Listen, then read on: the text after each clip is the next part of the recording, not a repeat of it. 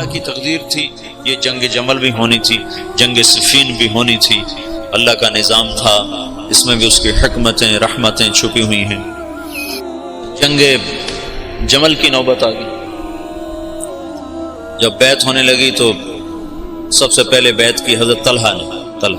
ان کا یہ ہاتھ بیکار ہو گیا تھا احد کی لڑائی میں نا، تلوار وہ تیروں کو سہتے سہتے جو اللہ کے نبی پر تیر آتا تو آگے ہاتھ کر دیتے تھے، تو سارا ہاتھ ختم ہو گیا، وہ الٹے ہاتھ سے لڑتے تھے۔ اس کے بعد تو انہوں نے جب بیعت کی نا تو ایک آدمی نے کہا اوہو یہ بیعت تو ٹھیک نہ ہوگی، وہ بیکار ہاتھ سے کی نا، تو انہوں نے فال لی اس سے۔ اللہ کے نبی بھی فال لیتے تھے، بَيْنَ هَذِهِ الْبَيْعَةِ لَا تَطِعْ، یہ کام سرے نہیں چڑھے گا۔ 4 سال دکھ سہتے سہتے آخر شہید ہو، اتنے دکھی ہو گئے تھے آخری دنوں میں حضرت علی کہ اپنی یوں داڑھی پکڑ کے کہتے تو کب رنگین ہو، تو کب رنگین ہو، کیونکہ اللہ کے نبی نے کہا تھا علی تو اس وقت تک نہیں مر سکتا جب تک تیری داڑھی تیرے خون سے رنگین نہ ہو جائے، تیرے سر کے خون سے رنگین نہ ہو جائے۔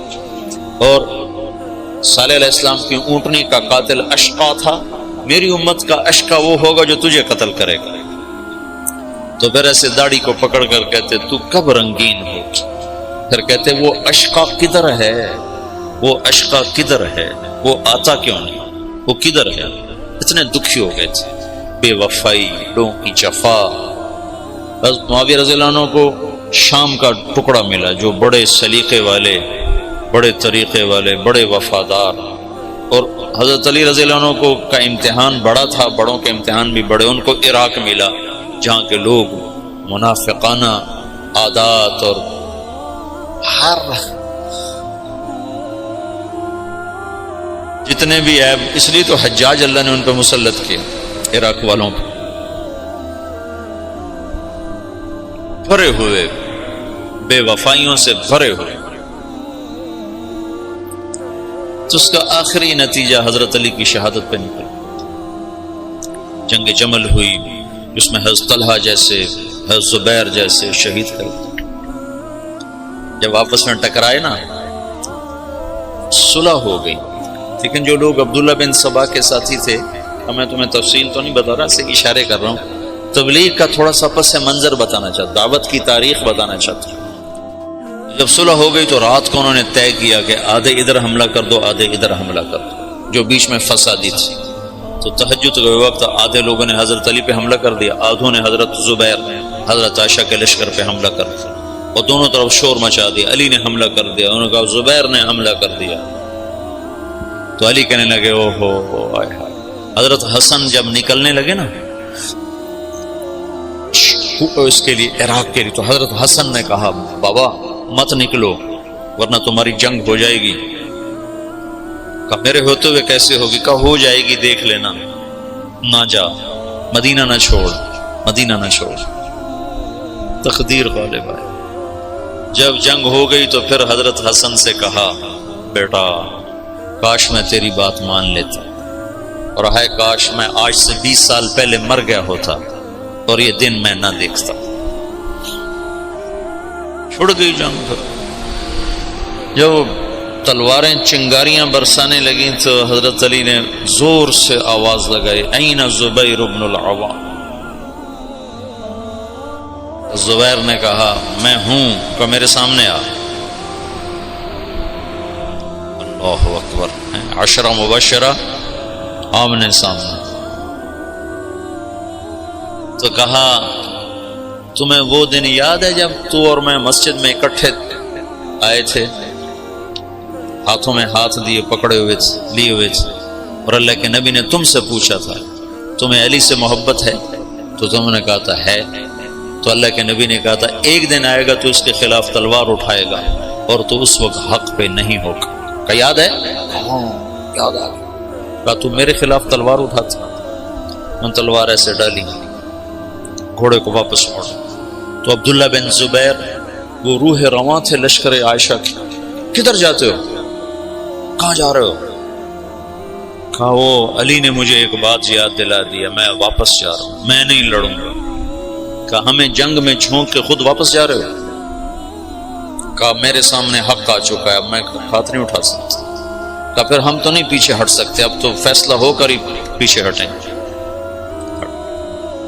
طلحہ رضی اللہ تعالیٰ عنہ کو بھی حضرت زبیر نے کہا، زبیر طلحہ یہ بات یاد کر، اللہ کے نبی نے مجھے کہا تھا۔ انہوں نے بھی گھوڑے کو واپس موڑ لی، لیکن ان کو تو ایک تیر لگا، اس میں وہ گر کے شہید ہو گئے۔ اور زبیر رضی اللہ تعالیٰ عنہ وہاں سے نکل گئے، آگے ایک جگہ سوئے ہوئے تھے، تو ابن جرموز نے سوتے سوتے ان کو قتل کر کے ان کا سر کاٹ کے حضرت علی کو آ کر پیش کیا۔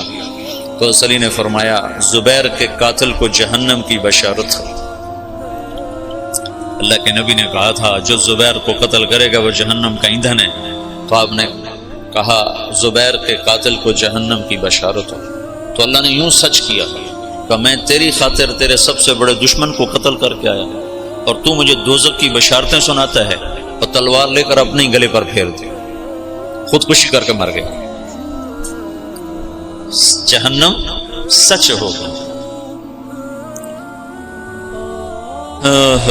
حضرت طلحہ کی لاش پہ گزرے حضرت علی تو ان کا ہاتھ پکڑ کے نہ یہ چوما اور رونے لگے کہ یہ وہ ہاتھ ہے جس نے اللہ کے نبی کے لیے احد میں ڈھال کا کام دیا تھا، اور تیروں کو سہتے سہتے شل ہو گیا تھا۔ اور عبداللہ بنو زبہ نے حضرت عائشہ کے اونٹ کو گھیرے میں لیا ہوا تھا، اور ایسے لوہے کی دیوار بن گئے تھے بنو زبہ کو تو حضرت عائشہ ہی بخشوا جائیں گے انشاءاللہ۔ کہتے ہیں الموت احلی عندنا من العسل، نحن بنو زبۃ اصحاب الجمل، نحن بنو الموت اذ الموت نزلی، ننعبن عفان باطراف الاسل، ردوا علینا شیخنا ثم بجلی۔ یہ رقص پڑھ رہے تھے اور جان کی بازی لگا رہے تھے۔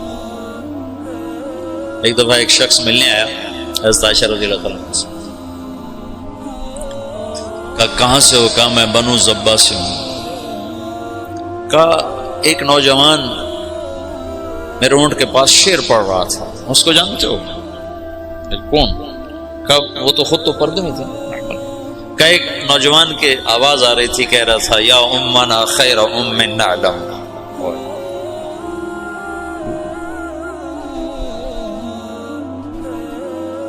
یا امنا خیر ام نعلم، اما ترین کم شباب یکلم وتفتلی حامته والمعصم۔ تو وہ کہنے لگا جی وہ میرا سگا بھائی تھا۔ تو عائشہ روتے روتے روتے ساری چادر آنسوں سے تر کرتی۔ ایسے ایسے شاہ سوار اس دن شہید ہوئے جو اکیلے اکیلے ہزاروں پر بھاری تھے طرفین سے۔ پھر آخر میں عبداللہ بن زبیر رضی اللہ تعالیٰ عنہ نے حضرت عائشہ کے اونٹ کو پکڑا، پھر آخر تک وہ جمے، ورنہ جو آتا تھا وہ قتل ہو جاتا، یا وہ قتل ہو جاتا یا قاتل یا حملہ آور قتل ہو جاتا تھا۔ ایک دو بڑے شاہ سوار آمنے سامنے آئے، دونوں ایک ایک ہزار پر بھاری تھے، ایک ادھر ایک کے ہاتھ میں حضرت عائشہ کا اونٹ، دوسرا حضرت علی کی طرف سے، دونوں ایک دوسرے کے وار سے ایک وقت میں ختم ہو کے گر گئے۔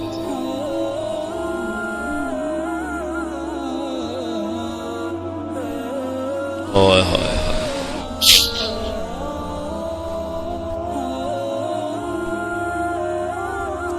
پھر وہ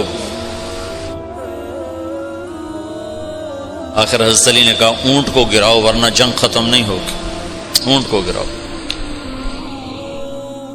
انہوں نے اونٹ پر وار کیے، اونٹ گرا۔ جو دور کے لوگ تھے انہوں نے وہ کو تحقیق پھر تھوڑے ہوتے ان کو، ہو حضرت اما عائشہ تو شہید ہو گئی، بس وہ ایسے دل برداشتہ ہوئے کہ پھر میدان چھوڑ دیا۔ تو حضرت علی نے فرمایا کوئی کسی کے پیچھے قتل کے لیے نہ بھاگے، مال غنیمت کے طور پر مال نہ لوٹا جائے۔ تو محمد بن ابو بکر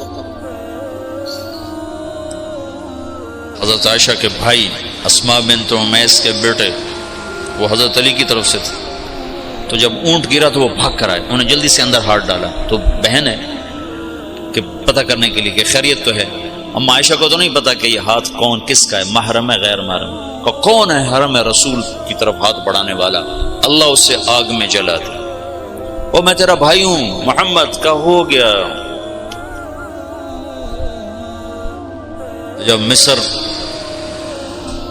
پر حضرت معاویہ رضی اللہ تعالیٰ نے چڑھائی کی تو اس وقت محمد بن ابی بکر یہ مصر کے گورنر تھے حضرت علی کی طرف سے، تو ان کو شکست ہوئی اور یہ بھاگے اور پھر پکڑے گئے، تو ان کا پیاس سے برا حال تھا، زبان نکل رہی تھی، کہنے کہ مجھے پہلے پانی پلاؤ پھر قتل کرنا۔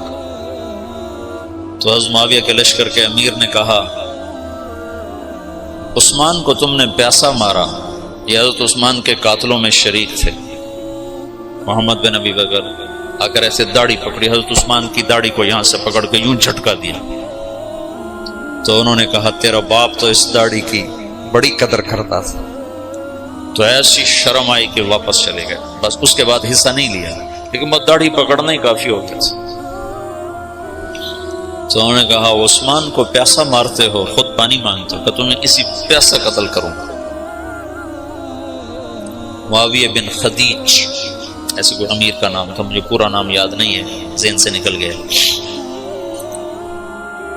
قتل کیا، پھر ایک گدھے کی کھال میں اس کی لاش کو لپیٹ کر اسے آگ لگا دی اور وہ جل گئے۔ حضرت عائشہ کا فرمان سچا ہوا، اللہ اسے آگ میں جلا دیا۔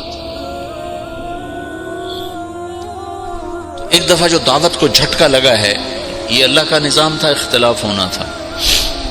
حضرت علی کی شہادت پر ایک دور ختم ہوتا ہے، حضرت حسن رضی اللہ عنہ خلیفہ بنتے ہیں، پھر وہ 6 مہینے بعد حضرت معاویہ کے حق میں دستبردار ہو جاتے ہیں، اور پھر دوبارہ دعوت کا دور چلتا ہے، اور پھر دعوت اپنے علی قدم و ساق قائم ہوتی ہے، اور پھر وہ اسلام کی ریل پیل لہل بہر دوبارہ واپس آتی ہے جب حضرت معاویہ رضی اللہ تعالیٰ عنہ خلافت کو سنبھالا۔